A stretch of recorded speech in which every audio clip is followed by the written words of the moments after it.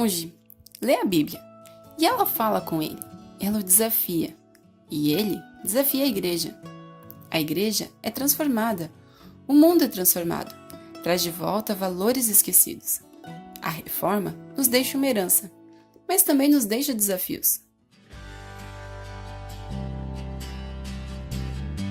A nova série de mensagens em comemoração aos 500 da Reforma terá como tema Reforma 500 anos, heranças e desafios.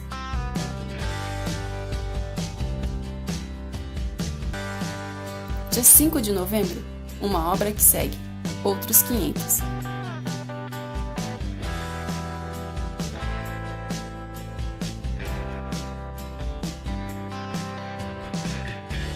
Queria convidar você para abrir em Atos capítulo 15, nós vamos ler do verso 1 até o verso 19. Verso 1 ao verso 19 de Atos capítulo 15. O texto diz o seguinte: alguns homens desceram da Judéia para Antioquia e passaram a ensinar aos irmãos: se vocês não forem circuncidados conforme o costume ensinado por Moisés, não poderão ser salvos. Isso levou Paulo e Barnabé a uma grande contenda e discussão com eles. Assim, Paulo e Barnabé foram designados, junto com os outros, para irem a Jerusalém tratar dessa questão, com os apóstolos e com os presbíteros. A igreja os enviou e, ao passarem pela Fenícia e por Samaria, contaram como os gentios tinham se convertido, e essas notícias alegraram muito a todos os irmãos. Chegando a Jerusalém, foram bem recebidos pela igreja, pelos apóstolos e pelos presbíteros, a quem relataram tudo o que Deus tinha feito por intermédio deles. Então se levantaram alguns dos partidos religiosos dos fariseus que haviam crido e disseram: é necessário circuncidá-los e exigir deles que obedeçam à lei de Moisés. Os apóstolos e os presbíteros se reuniram para considerar essa questão. E depois de muita discussão, Pedro levantou-se, dirigiu-se a eles e disse: irmãos, vocês sabem que há muito tempo Deus me escolheu dentre vocês para que os gentios ouvissem de meus lábios a mensagem do Evangelho e crescem. Deus, que conhece os corações, demonstrou que os aceitou dando-lhes o Espírito Santo, como antes nos tinha concedido. E ele não fez distinção alguma entre nós e eles, visto que purificou seus corações pela fé. Então, por que agora vocês estão querendo tentar a Deus, pondo sobre os discípulos um jugo que nem nós e nem nossos antepassados conseguimos suportar? De modo algum. Cremos que somos salvos pela graça de nosso Senhor Jesus, assim como eles também. E toda a assembleia ficou em silêncio, enquanto ouvia Barnabé e Paulo falando sobre todos os sinais e maravilhas que, por meio deles, Deus fizera entre os gentios. Quando terminaram de falar, Tiago tomou a palavra e disse: irmãos, ouçam-me. Simão nos expôs como Deus, no princípio, voltou-se para os gentios, a fim de reunir dentre as nações um povo para o seu nome. Concordam com isso as palavras do profeta, que, conforme está escrito: depois disso, voltarei e reconstruirei a tenda caída de Davi. Reedificarei as suas ruínas e restaurarei para que o restante dos homens busque o Senhor, e todos os gentios sobre os quais tenho sido invocado o meu nome, diz o Senhor, que faz essas coisas conhecidas desde os tempos antigos. Portanto, julgo que não devemos pôr dificuldade aos gentios que estão se convertendo a Deus. Confesso para os irmãos que falar sobre a reforma numa igreja luterana me assusta. É um desafio, ainda mais quando você tem 3 pastores, 2 de cada lado e um lá no fundo olhando para você e avaliando o que você está falando. Mas a verdade é que a reforma é um marco significativo na história da igreja. Não só do ponto de vista religioso, mas a reforma traz para a história da humanidade uma mudança de mentalidade, uma mudança de visão e cosmovisão do mundo. Alguns estudiosos vão dizer que a própria democracia, como nós conhecemos, tem as suas raízes mais diretas na reforma que foi promovida por Martim Lutero. E é claro que aqui eu não vou conseguir falar sobre toda a reforma, e nós temos um tema que é uma obra que segue outros 500, Honestamente, eu espero que a gente não tenha que esperar outros 500 anos. Eu espero realmente que a gente não tenha que comemorar mais que... Eu espero que a gente não tenha que comemorar mais 500 anos. Mas a verdade é que nós precisamos, sim, seguir em frente. Mas, talvez, antes de seguirmos em frente, nós precisamos olhar muito para trás. E aprendermos e trazermos para a nossa realidade aquilo que foi o embasamento, a base do pensamento de Martim Lutero. Se algum pastor ou líder, ou mesmo membro das nossas igrejas evangélicas hoje, tivesse por algum motivo enfrentar um coma que durasse 10 anos, e ele acordasse e voltasse para a mesma igreja, provavelmente ele não reconheceria a comunidade que frequenta. Ele provavelmente encontraria uma igreja completamente diferente daquela que ele conheceu no passado. Enquanto eu estava meditando nessa palavra e naquilo que eu ia falar, eu me deparei com uma afirmação de Lutero que me chamou muito a atenção. E ele diz o seguinte, coloca para mim. A afirmação é essa: não há nada como mérito. Todos os que são justificados por nada, e isso não é acreditado para nenhum de nós, mas unicamente para a graça de Deus. Somente Cristo é aquele que veio para salvar e salvar com seus méritos e o seu trabalho. O trabalho de outros são para o benefício de ninguém, nem para eles mesmos. Porque está escrito, o justo viverá pela fé. Cristo, sem o nosso próprio trabalho, nos transfere do exílio de nossos pecados para o reino da justiça. E isso é fé, isso é evangelho, isso é Cristo. E eu fico imaginando e eu fico pensando sobre a profundidade do pensamento de Lutero em afirmar, em lutar contra a ideia de que eu preciso fazer alguma coisa para obter a ação de Deus para a minha vida. Mas quando eu leio essa afirmação e vejo que isso está tão claro para ele, eu olho para a igreja. Eu olho para a minha vida, eu olho para nós, e eu começo a me perguntar, será que as nossas atitudes não acompanham muitas vezes aquilo que por que será que as nossas atitudes não acompanham muitas vezes aquilo que nós dizemos crer? Somos verdadeiramente um povo que tem na sua herança fundamentada nas Escrituras e que afirma que vivemos pela fé em Cristo e que somos frutos da graça de Deus em nossas vidas? Por que temos buscado algumas das saídas engenhosas para mostrar que a obra de Cristo ainda necessita de algo mais? Ou ainda, por que somos tão conhecidos pelo nosso legalismo, que tem colocado tanto peso na vida das pessoas que vivem sobrecarregadas dentro das nossas igrejas, sem experimentar a liberdade que nós podemos ter em Cristo Jesus? Ou ainda, por que nós condenamos, ou porque nós somos tão diretos em condenar pessoas que também são alvos da graça de Deus? E aqui eu quero me fazer uma referência exatamente à questão dos refugiados. Nós temos hoje em todo o mundo cerca de 65 milhões de pessoas consideradas refugiados, que saíram das suas casas, dos seus países, dos seus lugares de habitação, para viver ou em peregrinação, ou para viver em outros países. E todo esse movimento migratório entre os refugiados trouxe para mim talvez uma das tristezas maiores que eu já tive na minha vida, ou talvez uma das frustrações maiores que eu já tive na minha vida.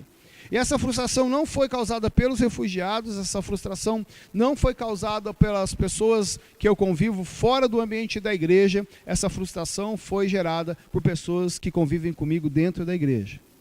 Nunca antes na história, a igreja, e aí eu estou falando da igreja brasileira, demonstrou tanto xenofobismo como nesses dias de hoje. E eu não estou falando de eu ou você, eu estou falando inclusive de pessoas que exercem um grau de liderança dentro do ambiente eclesiástico brasileiro muito grande. Pessoas que tiveram a infelicidade de dizer, por exemplo, que determinado grupo de pessoas nem precisam ouvir o evangelho, porque já estão condenados ao inferno. E aí eu olho para essas afirmações de Lutero, e aí eu olho para toda a história da reforma, e eu digo, essas pessoas não entenderam nada.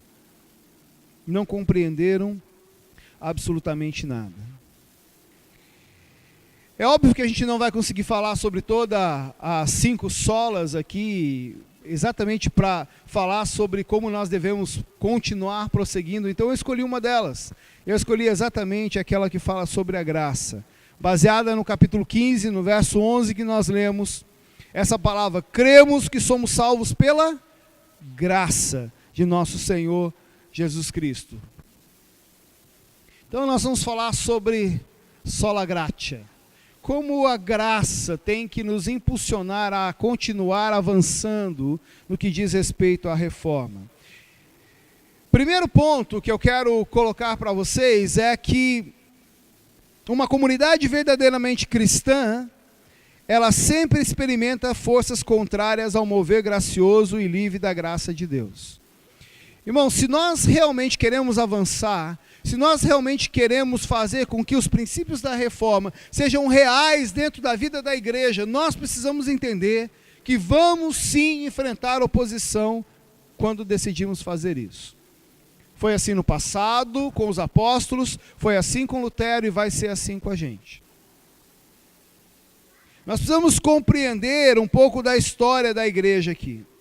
Lá em Atos capítulo 1, verso 8, Jesus diz aos seus discípulos que eles vão ser revestidos de poder, e esse poder vai dar a eles a possibilidade para que eles sejam testemunhas em Jerusalém, Judéia, Samaria e até os confins da terra.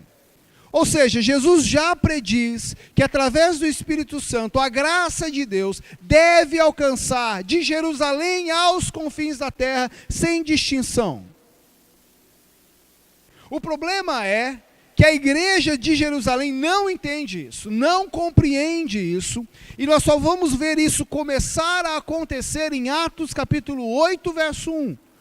Ao contrário de 1:8, é em 8:1 que a igreja realmente começa a avançar. Não porque ela entende essa palavra, não porque ela compreende o que Jesus havia dito lá, mas porque Deus precisa intervir na vida da igreja e enviar perseguição.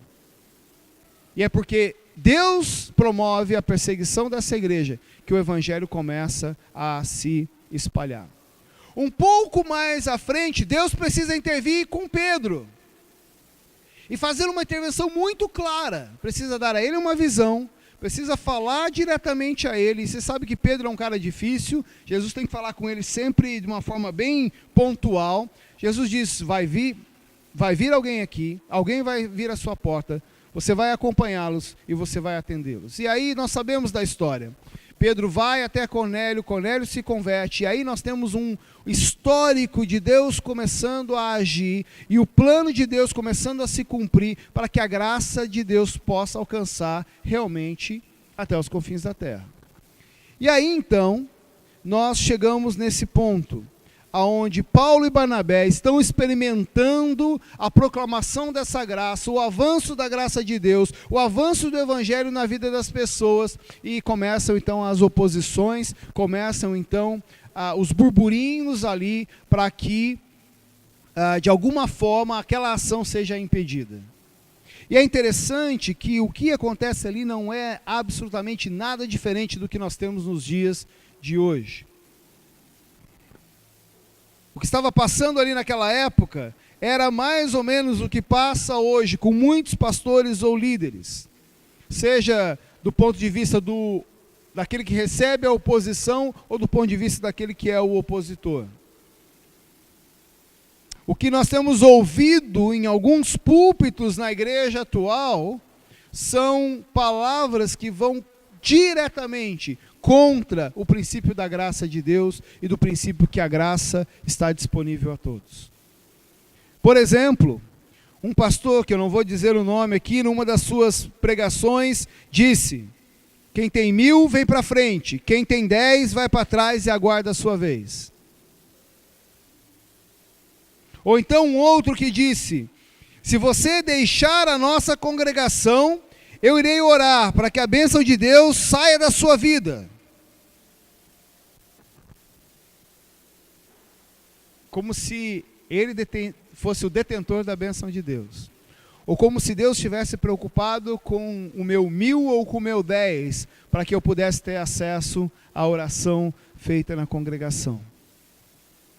Quando nós começamos a querer impor a ação de Deus na vida das pessoas, nós nos parecemos com aqueles fariseus, que estão dizendo aqui, eles precisam se circuncidar.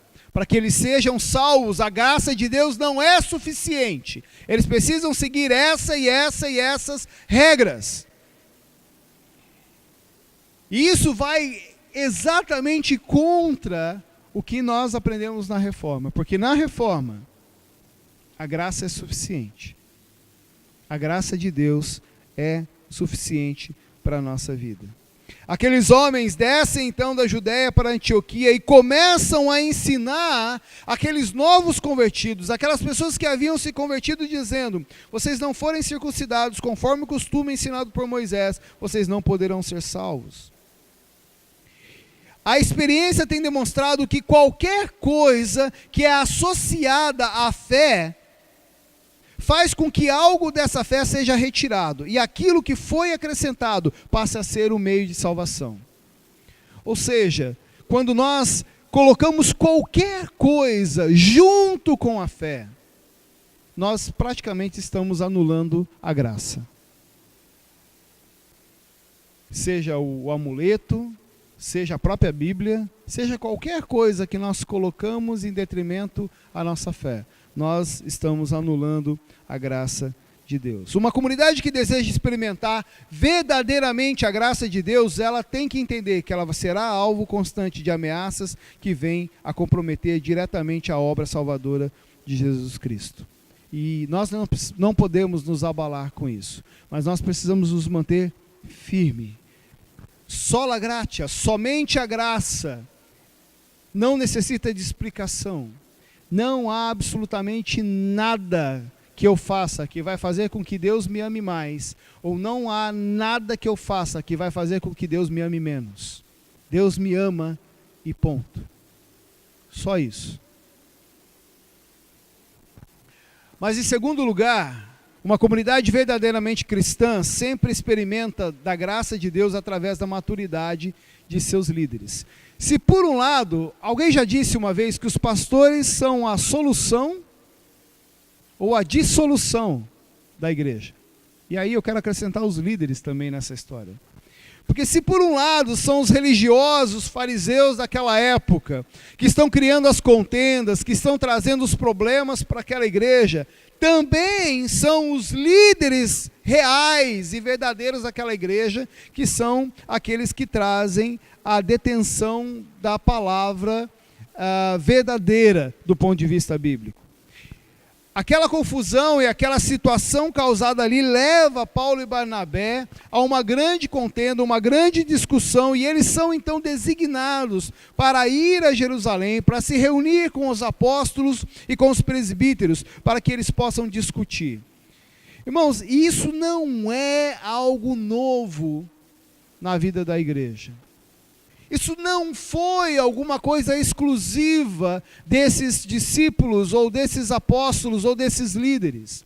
A verdade é que ao longo da história da igreja, que começa lá no primeiro século, passa por Martim Lutero e continua nos dias de hoje, nós temos toda essa oposição. E de alguma forma a Bíblia já nos prevê, ou a Bíblia já nos dá indícios de como nós devemos nos portar para lutarmos contra, para defendermos a fé real, verdadeira, o princípio real da graça de Deus. 1 Pedro capítulo 3, verso 15, diz: estejam sempre preparados para responder a qualquer que lhes pedir razão da esperança que há em vocês. Mateus 7,15, cuidado com os falsos profetas. Eles vêm a vocês vestidos de pele de ovelhas, mas por dentro são lobos devoradores. Mateus 24:11, e numerosos falsos profetas surgirão e enganarão a muitos. Onde estão os nossos líderes? Onde estão os homens e mulheres maduros na fé, que se levantarão para novamente colocar o ensino da igreja em seu devido lugar? Para acabar com esses ensinos que querem agregar a nossa fé e querem agregar a graça de Deus a alguma coisa. Nós vivemos em tempos difíceis. Nós vivemos em tempos onde o secularismo invadiu os nossos ambientes religiosos. E quando eu me refiro ao secularismo, estou falando a respeito de um sistema ético que rejeita toda forma de fé e devoção e aceita apenas os fatos e influências derivados de uma vida presente. Nós não sabemos mais como lidar com a avalanche de novos conceitos morais que se apresentam a nós todos os dias. Nós temos tornado os nossos espaços religiosos muito mais espaços de convivência do que lugares onde lugares de discipulado, preparando vidas de pessoas para a missão de Deus no mundo. Há igrejas por aí que são verdadeiros clubes. Você faz de tudo lá dentro, menos estudar a palavra, menos crescer na palavra de Deus. A flexibilidade tem sido um termo usado para que não precisemos confrontar aqueles que se distanciaram do Evangelho. Porque confrontá-los pode afastá-los da igreja. Então nós preferimos não ensinar aquilo que é correto do que confrontar o pecado na vida das pessoas. Nós precisamos parar com isso. Nós queremos ser uma igreja reformada, nós precisamos ter a mesma coragem e ousadia para continuarmos avançando da mesma forma que Lutero avançou. Para que a reforma faça sentido na vida da igreja, nós precisamos manter os princípios da reforma presentes na igreja dos dias de hoje. As nossas pregações e homilias, fundamentadas nas Escrituras, perderam seu lugar. Além de se tornarem muitas vezes simples recados de autoajuda, precisam se ajustar ao tempo menor da liturgia. Em outros momentos da liturgia, tem ocupado lugares muito maiores do que da ministração da palavra. Me lembro de um pastor amigo que foi convidado para ir para um culto. E nesse culto disseram para ele: olha, nossa igreja é muito rígida com o horário, viu, pastor? Nós seguimos assim, horário muito à risca. Então 9h30, eu espero que não seja o horário aqui, 9h30, nós terminamos o nosso culto. E aí, então, cantou o grupo não sei o quê, cantou o grupo não sei de onde, se apresentou isso, se apresentou aquilo, teve o teatro, teve a saudação dos visitantes, teve isso, teve aquilo. 9h25 entregaram a palavra para o pastor. E aí então ele pegou o microfone e falou: irmãos, vamos ficar de pé, vamos encerrar o culto. E ele encerrou o culto. Por quê? Porque nós eu não tenho nenhum problema com aquilo que nós fazemos no nosso ambiente litúrgico. Mas o nosso ambiente litúrgico não pode comprometer a palavra de Deus, que é o que traz crescimento para a vida da igreja, que traz os princípios exatos para a igreja. C.S. Lewis, em um dos seus livros, diz que quando o cristianismo é falso, ele não tem importância. Se é verdadeiro, tem uma importância infinita. Uma coisa que não pode acontecer é o cristianismo ser moderadamente importante. Ou ele é, ou ele não é. Lutero vai dizer: se eu professar com a minha voz mais alta e a exposição mais clara cada porção da verdade de Deus e deixar de lado precisamente aquele ponto pequeno que o mundo e o diabo estão atacando nesse momento, eu não estou confessando a Cristo. Pois por mais ousado que eu esteja professando a Cristo, onde a batalha acontece, a lealdade do soldado é comprovada. É a palavra.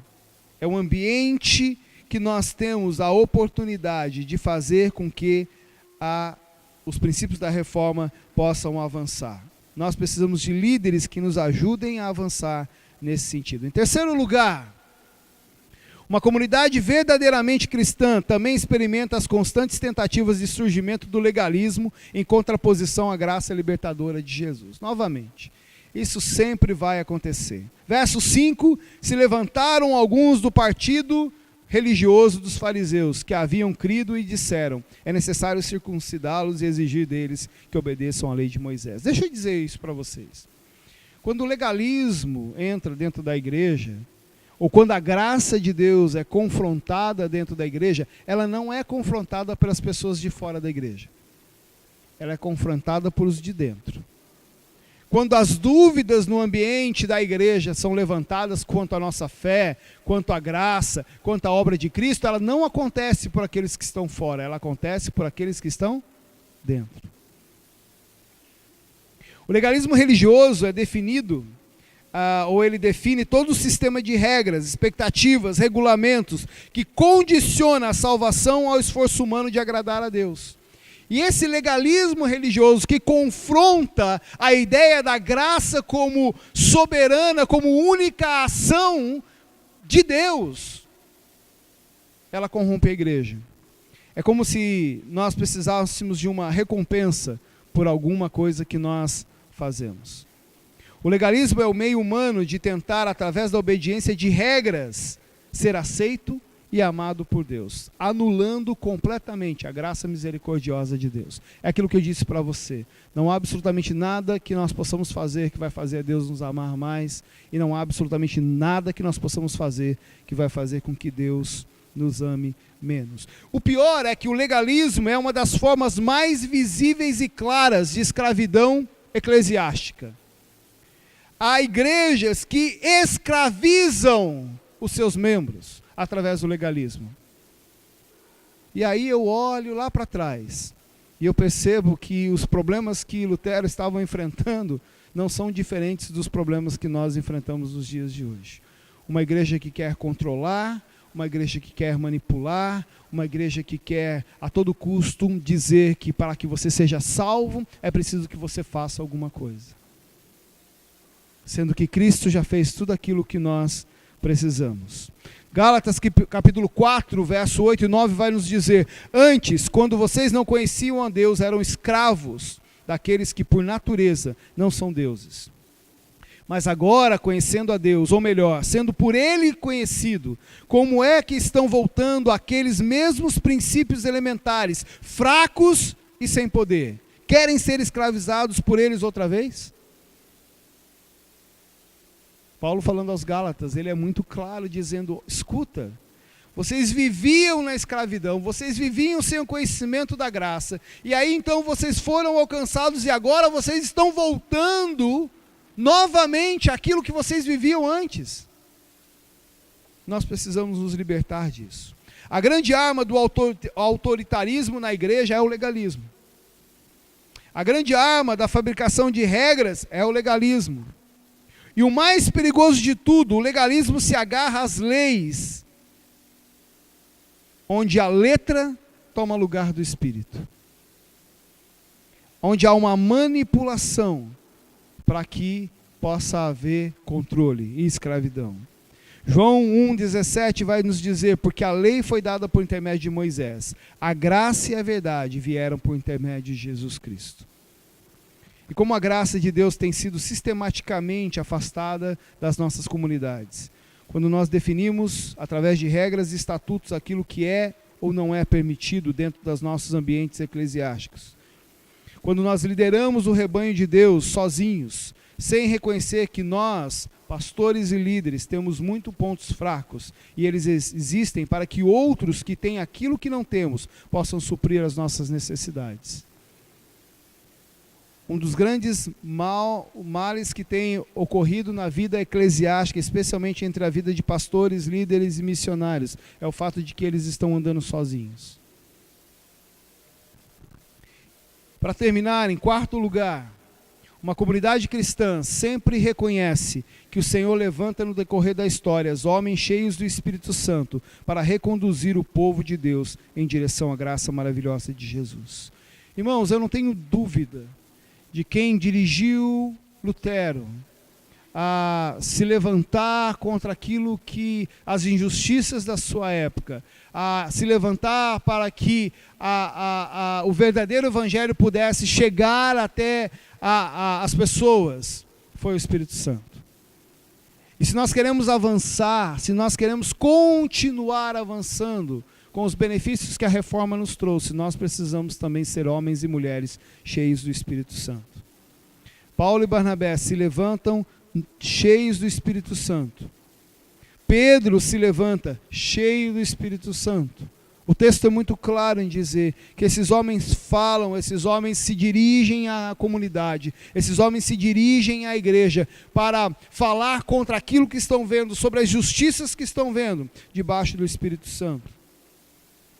Diante de um quadro onde tantos se chamam cristãos evangélicos nos dias de hoje, nós temos sido lubridiados por um pseudo-evangelho que é repleto de regras, carregado de legalismo, distante da graça de Deus. Mas Deus tem levantado homens e mulheres cheios do Espírito Santo para serem instrumentos poderosos na mão de Deus, para que esses ensinamentos possam cair por terra.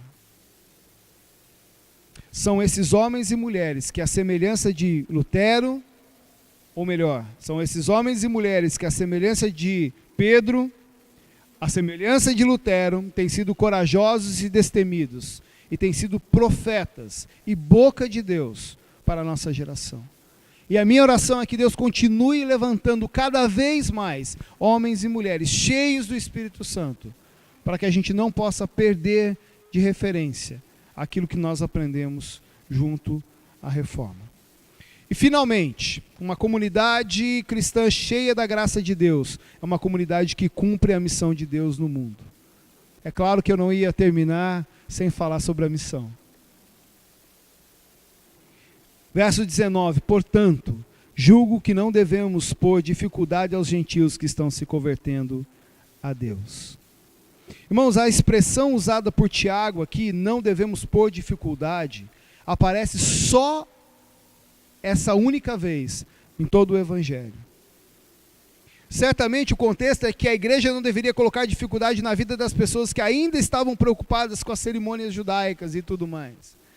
Eles estão confusos, eles estão num processo de chegada, de caminhada no reino de Deus. E o que nós precisamos fazer com aqueles que estão chegando é ajudá-los a chegar, não atrapalhar a chegada deles. A igreja precisa entender que ela não pode ser pedra de tropeço para aqueles que estão chegando ao reino de Deus. A igreja não pode criar dificuldades, a igreja tem que facilitar o caminho daqueles que estão chegando para se encontrarem com Jesus. E esse texto me faz lembrar da história do cego sentado à beira do caminho. E eu já preguei sobre isso aqui uma vez. O cego está ali, perdido, desamparado, desesperado, ouve acerca de Jesus, tem a possibilidade de se encontrar com Jesus, e o que os discípulos de Jesus fazem? Tentam colocar ele de lado. Criam dificuldade para o encontro daquele cego com Jesus. Nós não podemos criar dificuldades para aqueles que estão se chegando até Jesus.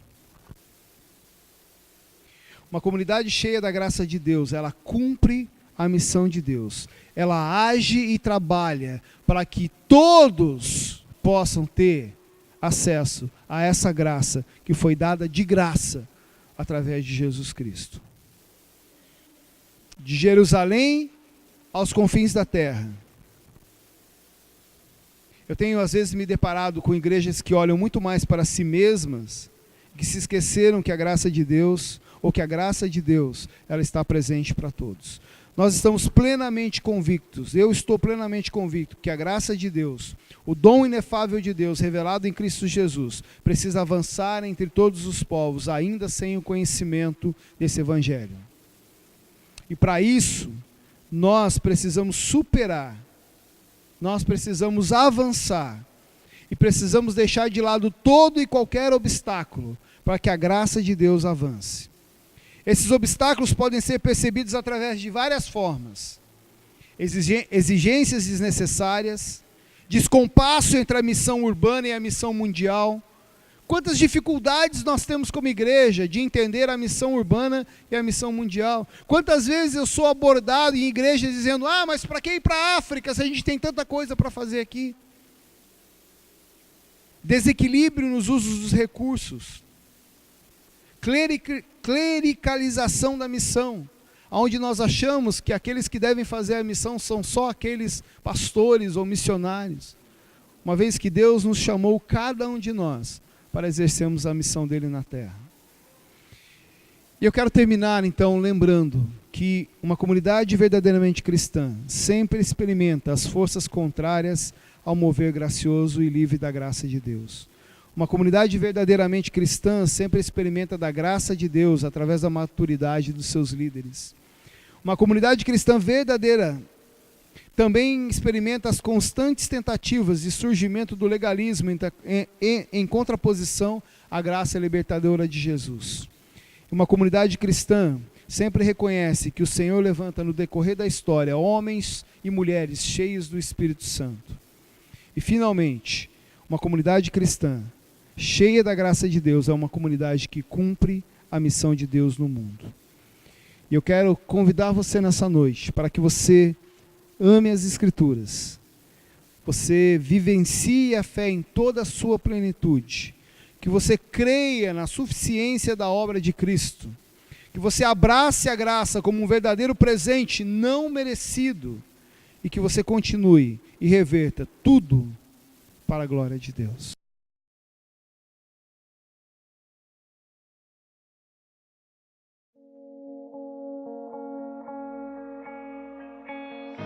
Mudar um hábito muda uma vida. A campanha da Unimed nos incentiva a repensar nossos novos hábitos, sabendo que uma mudança de hábito pode levar a uma mudança de vida.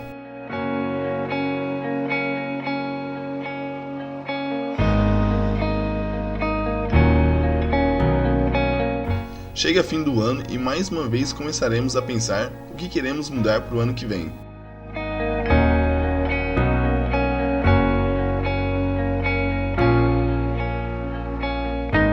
Planos e mais planos mirabolantes. Mas, e se encarássemos o desafio de mudar um hábito que mude a nossa maneira de viver? A próxima série de mensagens da comunidade Apóstolo Pedro de Jaraguá do Sul convida você a conversar sobre isso. 3 palestras, 3 hábitos, uma oportunidade de transformar a vida. Vem aí a nova série, Mude um Hábito. Dia 12 de novembro, ouça mais e fale menos. Dia 19 de novembro, seja gentil.